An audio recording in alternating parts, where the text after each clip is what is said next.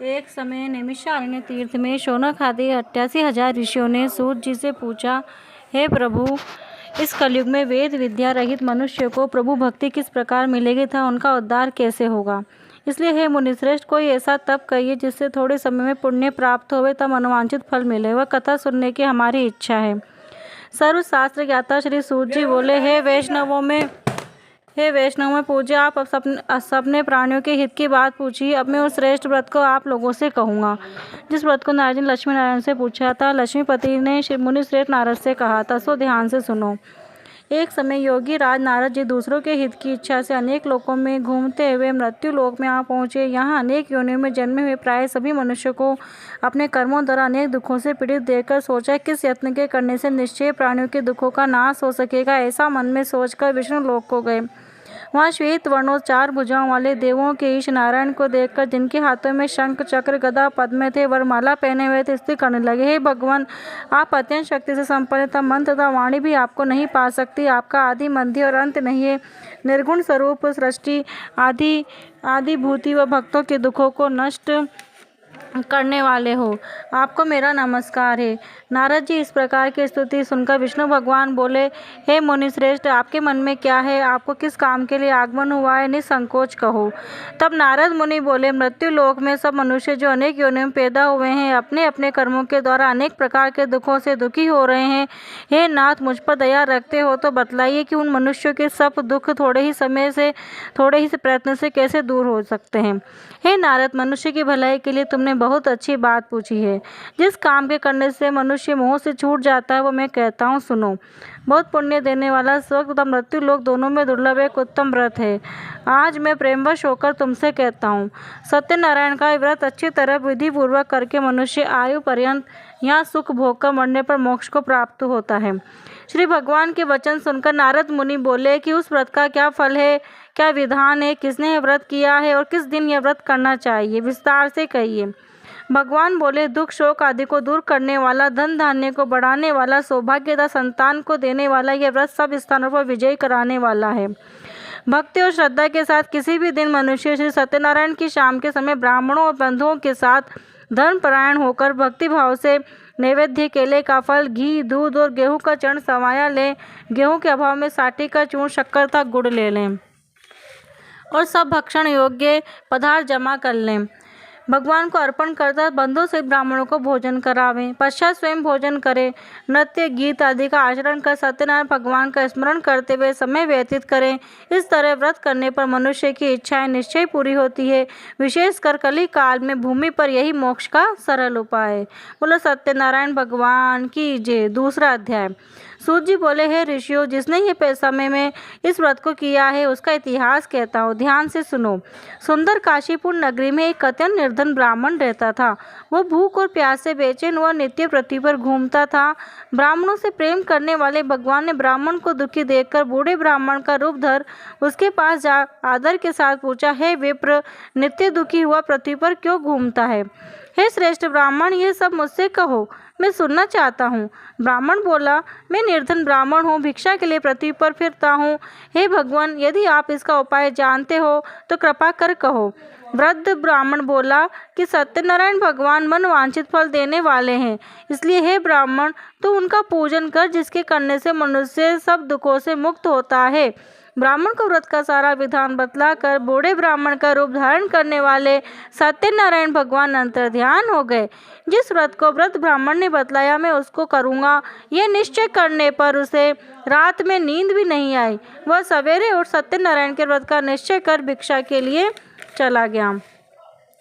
उस दिन भिक्षा में बहुत धन मिला, जिसे बंधु बांधवों के साथ उस सत्यनारायण भगवान का व्रत किया। इसके करने से वह ब्राह्मण सब दुखों से छूटकर अनेक प्रकार की संपत्तियों से युक्त हुआ।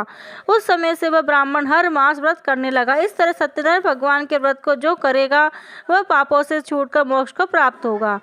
आगे जो पृथ्वी पर सत्यनारायण का व्रत करेगा वह मनुष्य सब दुखों से छूट जाएगा। इस तरह नारद जी ने नारायण का कहा हुआ यह व्रत मैंने तुमसे कहा। हे विप्रो, मैंने अब और क्या कहूँ? ऋषि बोले, मुनीश्वर, संसार में इस ब्राह्मण से सुनकर किसने इस व्रत को किया है वह सब हम सुनना चाहते हैं। इसके लिए हमारे मन में श्रद्धा है। सूत जी बोले, हे मुनियों, जिसने इस व्रत को किया है वह सब सुनो। एक समय एक ब्राह्मण धन ऐश्वर्य के अनुसार ब्राह्मण बांध और साथ व्रत करने को तैयार हुआ। उसी समय एक लकड़ी बेचने वाला बूढ़ा आदमी आया, बाहर लकड़ों को रखकर ब्राह्मण के मकान में गया। प्यास से दुखी लकड़हारे उनका व्रत करते देखकर ब्राह्मण को नमस्कार कर कहने लगा कि आप ये क्या कर रहे हैं, इसके करने से क्या फल मिलता है, कृपा करके मुझसे कहो। ब्राह्मण ने कहा, सब मनोकामना पूरा करने वाला यह सत्यनारायण भगवान का व्रत है। इसकी कृपा से मेरे यहाँ धन धान्य आदि की वृद्धि हुई है। ब्राह्मण से इस व्रत के बारे में जानकर लकड़हार बहुत प्रसन्न हुआ। चढ़ना मत ले और प्रसाद खाने के बाद अपने घर को गया। लकड़हारे ने अपने मन में इस प्रकार का संकल्प किया कि आज ग्राम में लकड़ी काटने से जो धन मिलेगा उसी से सत्यनारायण देव का उत्तम व्रत करूँगा। ये मन में विचार कर वह बूढ़ा आदमी लकड़ी अपने सिर पर रखकर जिस नगर में धनवान लोग रहते थे ऐसे सुंदर नगर में गया। उस रोज वहाँ पर उसे उन लकड़ियों का दाम पहले दिनों से चौगुना मिला। तब वह बूढ़ा लकड़हारा उस दाम ले अति प्रसन्न हो पक्के केले की फली, शक्कर, घी, दूध, दही और गेहूं का चूर्ण इत्यादि सत्यनारायण भगवान के व्रत की कुल सामग्रियों को लेकर अपने घर गया। फिर उसने अपने भाइयों को बुलाकर विधि के साथ भगवान जी का पूजन और व्रत किया। उस व्रत के प्रभाव से वह बूढ़ा लकड़हारा धन पुत्र आदि से युक्त हुआ और संसार के समस्त सुख भोग कर बैकुंठ को चला गया। बोलो सत्यनारायण भगवान के। तीसरा अध्याय। सूत जी बोले, हे श्रेष्ठ मुनि, अब आगे कथा कहता हूँ, सुनो। पहले समय में उल्कामुख नाम का एक बुद्धिमान राजा था। वह सत्य वक्ता जितेंद्रिय था। प्रतिदिन देव स्थानों पर जाता, गरीबों को धन देकर उनके कष्ट दूर करता था। उसकी पत्नी कमल के समान मुख वाली और सती साध्वी थी। भद्रशिला नदी के तट पर दोनों ने श्री सत्यनारायण भगवान का व्रत किया। उस समय वहाँ एक साधु वैश्य आया। उसके पास व्यापार के लिए बहुत सा धन था। वह नाव को किनारे पर ठहरा कर राजा के पास आगे राजा को व्रत करते देखकर विनय के साथ पूछने लगा, हे राजन, भक्ति उचित से आप ये क्या कर रहे हैं? मेरी सुनने की इच्छा है, सो आप मुझे बतलाइए। राजा बोला, हे साधु, अपने बंधुओं के साथ पुत्र आदि की प्राप्ति के लिए महाशक्तिमान सत्यनारायण भगवान का व्रत और पूजन किया जा रहा है। राजा के वचन सुनकर साधु आदर से बोला, हे राजन, मुझसे इसका सब विधान कहो, मैं भी आपके कथानुसार व्रत को करूँगा। मेरे भी कोई संतान नहीं है, इससे निश्चय ही होगी। राजा सब विधान सुन व्यापार निर्वत हो वह आनंद के साथ घर गया। साधु ने अपने स्त्री संतान देने वाले इस व्रत का समाचार सुनाया। कहा कि जब मेरे संतान होगी तब मैं इस व्रत को करूँगा। साधु ने ऐसे वचन अपनी स्त्री लीलावती से कहे। एक दिन उसकी स्त्री लीलावती पति के साथ आनंदित और सांसारिक धर्म में प्रवृत्त होकर सत्यनारायण भगवान की कृपा से गर्भवती हो गई। तो 10वें महीने में उसके एक सुंदर कन्या का जन्म हुआ। दिनों दिन वह इस तरह बढ़ने लगी, शुक्ल पक्ष का चंद्रमा बढ़ता। कन्या का नाम कलावती रखा गया। तब लीलावती ने मीठे शब्दों में अपने पति से कहा कि जो आपने संकल्प किया था कि भगवान का व्रत करूँगा, अब आप उससे करिए। साधु बोला, हे प्रिय, इसके विवाह पर करूँगा। इस प्रकार अपनी पत्नी को आश्वासन दे और नगर को गया। कलावती पितृगृह में वृद्धि को प्राप्त हो गई। साधु ने जब नगर में सखियों के साथ अपनी पुत्री को देखा तो तुरंत दूध बुलाकर कहा कि पुत्री के वास्ते कोई सुयोग्य वर देख कर लाओ। साधु की आज्ञा पाकर दूध कंचन नगर पहुंचा और वहां पर बड़ी बड़ी खोज और देखभाल कर लड़की के लिए सुयोग्य वणिक पुत्र को ले आया। उस सुयोग्य लड़के को देखकर साधु ने अपने बंधु बांधव से प्रसन्नचित्त अपनी पुत्री का विवाह उसके साथ कर दिया। किंतु दुर्भाग्य से विवाह के समय वह उस व्रत को करना भूल गया। तब श्री भगवान क्रोधित हो गए और श्राप दिया कि तुम्हें दारुण दुख प्राप्त हो। अपने कार्य में कुशल साधु बनिया जमाता सहित समुद्र स्थित रत्नपुर नगर में गया और वहाँ दोनों ससुर जमाई चंद्रकेतु राजा के उस नगर में व्यापार करने लगे। एक रोज भगवान सत्यनारायण भगवान से प्रेरित कोई चोर राजा का धन चुराकर भागा जा रहा था, किंतु राजा के दूतों को आता देखकर चोर ने घबराते हुए भागते हुए राजा के धन को वहीं चुपचाप रख दिया जहाँ तो ससुर जमाई ठहरे हुए थे। जब दूतों ने उस साधु वेश्या के पास राजा के धन को रखा देखा तो दोनों को बांधकर ले गए और प्रसन्नता से दौड़ते हुए राजा के समीप जाकर बोले, ये दो चोर हम पकड़कर लाए, देखकर आज्ञा दें। तब राजा की आज्ञा से उनको कठोर कारावास में डाल दिया और उनको सब धन छीन लिया। सत्यनारायण भगवान के श्राप द्वारा उनकी पत्नी भी घर पर बहुत दुखी हुई और घर पर जो धन रखा था चोर चुरा कर ले गए। शारीरिक और मानसिक पीड़िता, भूख प्यासे अति दुखी तो अन्न की चिंता में कलावती एक ब्राह्मण के घर गई। वहाँ उस सत्यनारायण भगवान का व्रत होते देखा। फिर कथा सुनता प्रसाद ग्रहण कर रात को घर आई। माता ने कलावती से कहा, हे पुत्री, अब तक कहाँ रही? वह तेरे मन में क्या है? कलावती बोली, हे माता, मैंने एक ब्राह्मण के घर श्री सत्यनारायण भगवान का व्रत देखा है। कन्या के वचन सुनकर लीलावती भगवान के पूजन की तैयारी करने लगी। लीलावती ने परिवार बंधुओं सहित श्री सत्यनारायण भगवान का पूजन किया और वर मांगा कि मेरे पति और दामाद शीघ्र घर आ जावें। साथ ही प्रार्थना की कि हम सबका अपराध क्षमा करो। सत्यनारायण भगवान इस व्रत से संतुष्ट हो गए और आज चंद्रकेतु के स्वप्न में दर्शन देकर कहा, हे राजन, दोनों वेश्यों को प्रातः ही छोड़ दो। वह सब धन जो तुमने ग्रहण किया है वह दे दो, नहीं तो मैं तेरा राज्य पुत्र आदि सब नष्ट कर दूंगा। राजा से ऐसे वचन कहकर भगवान अंतर्ध्यान हो गए। प्रातःकाल चंद्रकेतु ने सभा में अपना स्वप्न सुनाया। फिर दोनों वणिक पुत्रों को कैद से मुक्त कर सभा में बुलाया। दोनों ने आते ही राजा को नमस्कार। राजा मीठे वचनों से बोला, हे महानुभावों, भाई वश कठिन दुख प्राप्त हुआ है, अब तुम्हें कोई भय नहीं। ऐसा कहकर राजा ने उनको नए नए वस्त्र आभूषण पहना तो उनका जितना धन लिया था उस धन देकर आदर सहित विदा किया। दोनों वेश्या अपने घर को चल दिए। सूत जी बोलो सत्यनारायण भगवान की जय। तीसरा अध्याय समाप्त। चौथा अध्याय।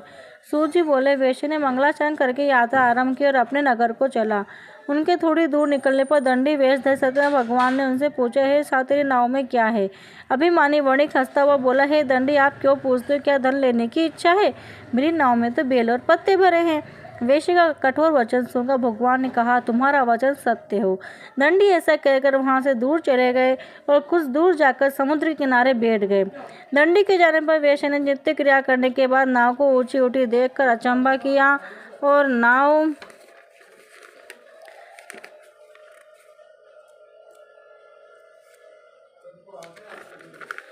में बेल पत्ते आदि देखकर मूर्छित हो जमीन पर गिर पड़ा।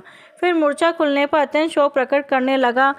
तब उसके दामाद बोला कि आप शोक न करें, ये दंडी का श्राप है, तो उनकी शरण में चलना चाहिए, तभी हमारी मनोकामना पूर्ण होगी। दामाद के वचन सुनो दंडी के पास पहुंचा और अत्यंत भक्ति भाव से नमस्कार करके बोला, मैंने जो आपसे असत्य वचन कहे थे उनको क्षमा करो। ऐसा कहकर महान शोकातुर हो रोने लगा। तब दंडी भगवान बोले, हे वणिक पुत्र, मेरी आज्ञा से बार बार तुम्हें दुख प्राप्त हुआ है, तो मेरी पूजा से विमुख हुआ। साधु बोला, हे भगवान, आपके माया से मोहित ब्रह्मा आदि भी आपके रूप को नहीं जानते, तब मैं अज्ञानी कैसे जान सकता हूँ? आप प्रसन्न होइए, मैं सामर्थ्य के अनुसार आपकी पूजा करूंगा, मेरी रक्षा करो। पहले के समान नौका में धन भर दो। उनके भक्ति वचन सुनकर भगवान प्रसन्न हो गए। इच्छा अनुसार वर देकर अंतर्ध्यान हो गए। तब उन्होंने नाव पर आकर देखा कि नाव धन से परिपूर्ण है। फिर वह भगवान सत्यनारायण भगवान का पूजन कर साधु सहित अपने नगर को चला। अब अपने नगर के निकट पहुंचा और दूत को घर भेजा। दूत ने साधु के घर जाकर उसकी स्त्री को नमस्कार कर कहा, साधु अपने दामाद से इस नगर के समीप आ गए हैं। ऐसा क्वेश्चन सुन साधु की स्त्री बड़े हर्ष के साथ सत्यदेव का पूजन कर रहे पुत्री से कहा, मैं अपने पति के दर्शन को जाती हूँ, तू कार्य पूर्ण कर शीघ्र। माता के ऐसे वचन सुनकर कलावती प्रसाद छोड़कर पति के पास गई। प्रसाद की अवज्ञा के कारण सत्यदेव ने रुष्ट हो गए। उसके पति को नाव सहित पानी में डुबो दिया। कलावती अपने पति को न देखकर रोती हुई जमीन पर गिर गई। इस तरह नौका को डूबा हुआ था। कन्या को रोता हुआ देखकर साधु दुखित हो बोला, हे प्रभु, मुझसे या मेरे पर जो भूल हुई क्षमा करो। उसके दीन वचन सुन सत्य प्रसन्न हो। आकाशवाणी हुई, हे साधु, तेरी कन्या मेरे प्रसाद को छोड़कर आई है, इसलिए इसका पति अदृश्य हुआ है। यदि वह घर जाकर प्रसाद खाकर लौटे तो उसका पति अवश्य मिलेगा। ऐसी आकाशवाणी सुनकर कलावती ने घर पहुंचकर प्रसाद खाया। प्रसाद फिर आकर पति के दर्शन किए। तत्पश्चात साधु ने बंधु बांधव सहित सत्यदेव का विधि पूर्वक पूजन किया। उस दिन से वह पूर्णिमा को सत्यनारायण भगवान का पूजन करने लगा। फिर इस प्रकार का सुख भोग का अंत में स्वर्ग लोक को गया। बोल सत्यनारायण भगवान की जय। 5वां अध्याय। सूत जी बोले, हे ऋषियों, मैं और भी कथा कहता हूँ, सुनो। प्रजापालन में लीन तुंगध्वज नाम का राजा था। उसने भी भगवान का प्रसाद त्याग कर बहुत दुख पाया। एक समय वन में जाकर वन्य पशु को मारकर बड़ के पेड़ के नीचे आया। वहां उसने ग्वालों को भक्ति भाव से बांधों से सत्यनारायण भगवान का पूजन करते देखा। राजा देखकर भी अभिमानवश वहां नहीं गया और न ही नमस्कार ही किया। जब ग्वालों ने भगवान का प्रसाद कर उनके सामने रखा तो प्रसाद को त्याग कर अपनी सुंदर नगरी को चला। वहीं उसने अपना सब कुछ नष्ट पाया तो वह जान गया कि ऐसा भगवान ने किया है। तब वह विश्वास कर ग्वालों के समीप गया और विधि पूर्वक पूजन कर प्रसाद खाया। सत्यदेव की कृपा से पहले जैसा था वैसा ही हो गया। फिर दीर्घ काल तक सुख भोग कर मरने पर स्वर्ग लोक को गया। जो मनुष्य इस परम दुर्लभ व्रत को करेगा, भगवान की कृपा से उसे धन धान्य की प्राप्ति होगी। निर्धन धनी और बंदी बंधन से मुक्त होकर निर्भय हो जाता है। संतानहीनों को संतान प्राप्ति होती है। सब पूर्ण होकर अंत में बैकुंठ धाम को जाता है। जिन्होंने पहले इस व्रत को किया, अब उसके दूसरे जन्म की कथा कहता हूँ। वृषतानंद ब्राह्मण सुदामा का जन्म लेकर मोक्ष को पाया। उल्कामुख नाम का दशरथ होकर बैकुंठ को प्राप्त हुआ। साधु नाम के वेषण मोरध्वज बनकर अपने पुत्र को आले से चीरकर मोक्ष को प्राप्त किया। महाराज तुंगबद्र स्वयंभू होकर भगवान भक्ति कर्म कर मोक्ष को प्राप्त किया। बोलो सत्यनारायण भगवान की जय। ओम जय लक्ष्मी रमणा स्वामी, जय लक्ष्मी रमणा। सत्यनारायण स्वामी जनपातक हरणा। ओम जय लक्ष्मी रमणा। रत्न जड़ित सिंहासन अद्भुत छवि राजे। नारद करत निरंतर घंटा ध्वनि बाजे। ओम जय लक्ष्मी रमणा। प्रकट भये कलि कारण द्विज को दरस दियो। बूढ़ा ब्राह्मण बन के कांचन मल कियो। ओम जय लक्ष्मी रमणा। दुर्बल भील कराल जिन पर कृपा करी। चंद्रचूड़ एक राजा तिनके विपत्ति हरी। ओम जय लक्ष्मी रमणा। वेश मनोरथ पायो श्रद्धा तज दीनी। सो फल भोग्य प्रभु जी फिर स्तुत केनी। जय लक्ष्मी रमणा। भाव भक्ति के कारण छिन्न छिन्न रूप धर्यो। श्रद्धा धारण कीनी तिनको काज सर्यो। ओम जय लक्ष्मी रमणा। ग्वाल बाल संग राजा वन में भक्ति करी। मन वांछित फल दीनो दीन दयाल हरि। ओम जय लक्ष्मी रमणा। चढ़त प्रसाद सवायो कदली फल मेवा। धूप दीप तुलसी से राजी सत्य देवा। ओम जय लक्ष्मी रमणा। श्री सत्यनारायण जी की आरती जो कोई जन गावे।